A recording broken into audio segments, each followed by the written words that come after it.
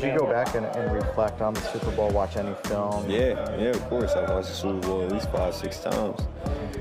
Trying to, see, or for some reason, you watch a movie and it's like watching the Titanic and you hope the ship just don't sink. And for some reason, the ship just keeps sinking over and over. And, you go back and you watch the game and you just hope that, all the plays that we left out there and, the possible opportunities, that we could have came out victorious, but we didn't, and that's the reality. And so now we got to move on and look forward to next year and this offseason of grinding and trying to get back and try to win it again. Emmanuel Sanders, glutton for punishment, watching the Super Bowl over and over again and hoping for a different result, but knowing that at the end of the day, like in Titanic, the ship sinks. I don't know what makes him do that, Chris. Yeah. I would think the more likely reaction is, I don't want to see it. I mean, yes and no. I think as a player, you're proud to be in the Super Bowl. You want to watch it back a little. Just, hey, what did it look like on TV? Things like that. And, what could I have done differently? What plays did it really come down to? Oh, man, if we just made this play, we win the Super Bowl. I do think there's a number of players out there that will torture themselves that way. And then the other half will be, like you said, never going to watch it, never going to look at it ever again. He seems to be a guy that can stomach it. Now, he's won one before, too, so that takes the edge off of it a little bit. And the fact that he's done that, and he can at least maybe swallow this one a little easier than a guy, like Joe Staley, who's been there twice and hasn't won it yet. He might be sick to even think about it or looking at it. But, I mean, This is why, we don't see a lot of Super Bowl losers bounce back the next year, right? I mean, this is why. It's, you think about it, you go, oh, man, it's been a long year, I need to rest. Then you have a little bit of a pity party for yourself and your team, and meanwhile, the team that won it is like, oh, this is awesome. This is addicting. I want to get back. And you almost, because you won, it also gives you the energy to, get into the offseason work and let's go, where the team that loses it kind of gets in the offseason work and it's like, well, let's get to work. But, they're kind of feeling down still about losing the Super Bowl.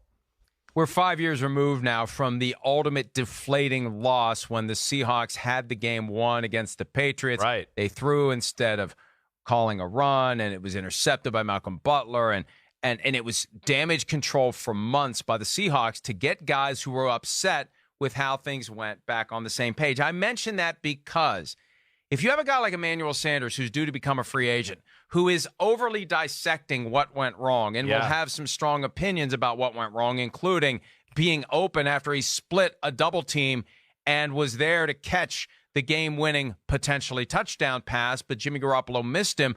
Does Sanders become a guy that you can't keep around because that he could be a potential negative presence because he's still upset about what happened in the Super Bowl? Well, if you get a sense that that is the type of guy he is that's going to carry this and continue to point fingers and do things like that, I don't want to say continue because he hasn't pointed fingers at all yet. I don't mean to mean. But he's already watched the thing 6 times. He's not going to come out of it saying, oh, it was fine. Hey, stuff happens. The Chiefs won the game. We didn't lose the game. He'll be able to point to reasons why they lost. Well, yeah, he definitely will be, yes. But I think he's been around enough and mature enough, too, to kind of keep those things to himself and just kind of shake his head in the locker room here these last few days and, hey, what's wrong? Oh, man, I still can't believe we lost.